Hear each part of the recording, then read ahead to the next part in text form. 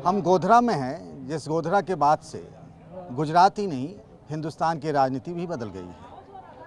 सी के राहुल साहब हैं जो एक बार, दो बार, तीन बार नहीं 6 बार के विधायक रहे हैं और वो भी जिस पार्टी से चुनाव लड़ते हैं उसी पार्टी के विधायक हो जाते हैं। कांग्रेस में रहे तो कांग्रेस से, बीजेपी में गए तो बीजेपी से। ऐसा क्या करते हैं आप राहुल जी? वैसे हमारी 126 पहले 120 थी। हर 10-11 साल के बाद जो सीमांकन होता है वो बदलता है।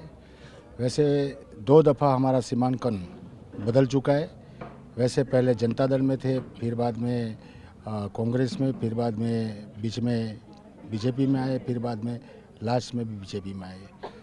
मतलब क्या है कि हमारा जो दिल है ये गोधरा की नहीं, पूरे हमारे डिस्ट्रिक्ट जो ओल्ड डिस्ट्रिक्ट है, वैसे 3 डिस्ट्रिक्ट बांट गई। एक डिस्ट्रिक्ट में से दाहोद, महिसागर और पंचमहाल, ये तीनों डिस्ट्रिक्ट जब एक ही थी तब से मैं तहसील का प्रेसिडेंट था। इंडिपेंडेंस था और वैसे भी हमारे जो कुछ भी पार्टी में इंडिपेंडेंस के वजह से भी वो दफ़ा कांग्रेस का ज़माना था तो भी मैंने 3 साल तक अच्छी तरह से तहसील का कार्यभार संभाल लिया था।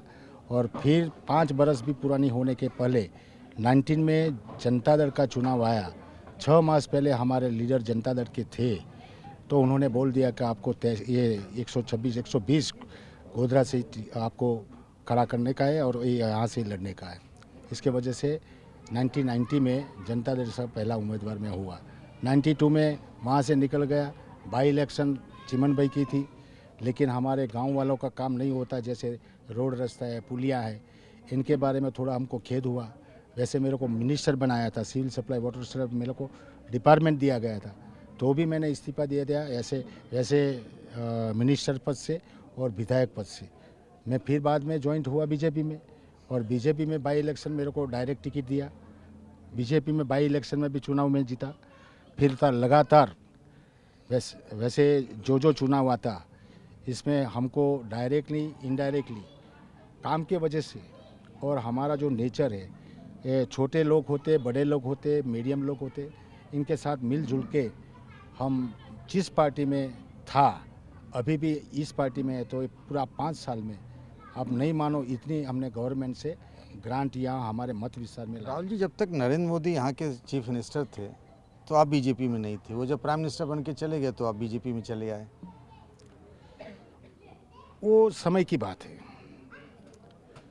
वैसे लीडरशिप में पहले मैंने आपको बोला, पहले सभी जगह हमारी तहसील हो, डिस्ट्रिक्ट हो, स्टेट गवर्नमेंट हो, सेंट्रल गवर्नमेंट हो, ये सभी जगह कांग्रेस ही थी।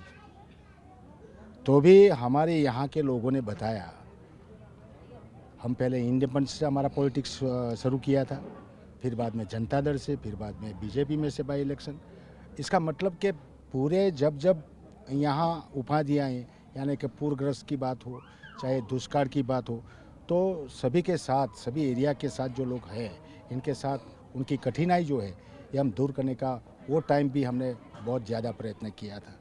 ये इसका परिणाम ये आया कि अभी तक 30 साल तक एक ही चुनाव में हारा था, वहाँ कालोल को में, यहाँ हमारा इलाका के दूसरी जो सीट थी 121 नंबर, वहाँ मेरे को पब्लिक ने, क्योंकि शॉर्ट टाइम में मेरे को टिकट दी, इसलिए जो कुछ भी है हो सकता है पॉलिटिक्स में। लोग बताते हैं कि जो पिछला चुनाव था 2017 का, उसमें आपका जो मार्जिन पहले होता था वो ज़्यादा होता था, ज़्यादा वोटों से जीतते थे। पिछली बार मार्जिन कम हो गया, तो कोई खतरे की घंटी है क्या? नो, कोई खतरे की घंटी नहीं है। पॉलिटिक्स में सब कुछ होता है, ज़्यादा भी होता है, कम भी होता है, उस पर डिपेंडेंस होता है उसका। जो 2070 की चुनाव में हमारे जो डॉक्टर साहब थे ना, वो भी सर्जन है और शारीरिक कठिनाई जो होती उसको दूर करने के, उसका व्यवसाय है, उसका पेशा है। इनके वजह से उनको दिमाग में, वैसे वो भारतीय जनता पार्टी के विचारधारा वाला ही आदमी थे, लेकिन एक ही आदमी को टिकट मिलती है। आज भी मेरे साथ 28% ने टिकट मांगी, इसमें मेरे को पार्टी ने सिलेक्ट किया।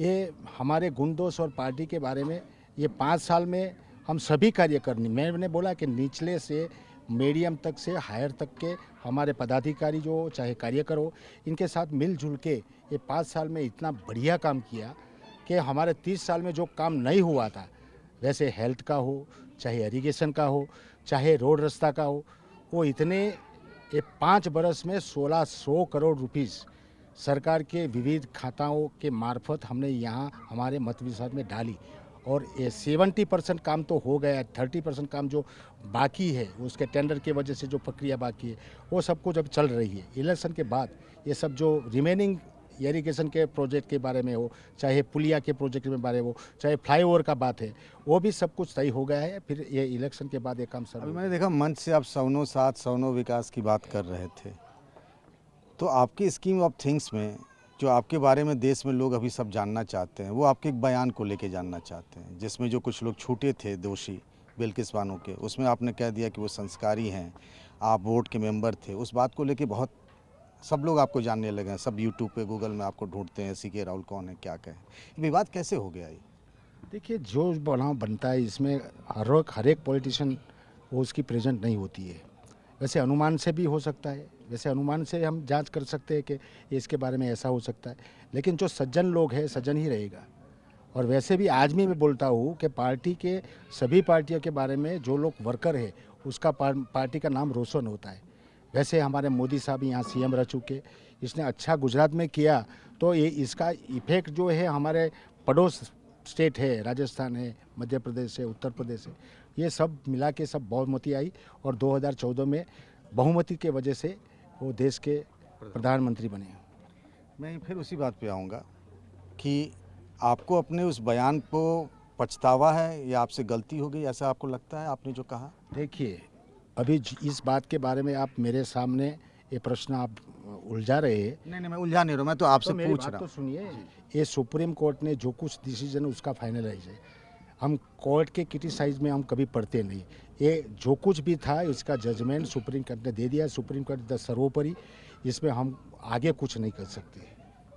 Thank you very much. मतलब आपने जो कहा आप उस पर कायम है। मैं बस इतना ही जानना चाहता हूँ, क्योंकि लोग जानना चाहते मेरी हैं। बात सुनो, मैंने बोला कि कभी कभी इंसिडेंट, कोई एक्सीडेंट मानी क्या एक्सीडेंट हो गया, चाहे पूरा आ गया, वैसे सब लोगों को यहाँ वहाँ के लोगों को अनुमान से जो हमको बताया पूछा, वो बात जब समय की बात थी। अभी जो प्रॉब्लम था उसका सॉल्यूशन सुप्रीम कोर्ट ने दे दिया है, इसमें कोई आगे कहने का कोई बात ही नहीं है। बात मतलब ख़त्म समझ ली जाए आप। Thank you. राहुल जी हैं जो कह रहे हैं कि उस वक्त जो उनकी समझ में आया, जो उन्होंने कहा, वो बात थी जिस बात को लेकर के बहुत सोशल मीडिया में भी और अलग जगहों पर भी उस बात को लेकर कहा गया कि जिस तरीके से उन्होंने कहा कि जो 11 दोषी छूटे थे उनके बारे में उन्होंने कहा कि वो संस्कारी थे, ब्राह्मण थे, लेकिन आज भी वो कह रहे हैं कि उस बात पे कायम है। कैमरामैन रोहित के साथ पंकज झा, TV9 भारतवर्ष।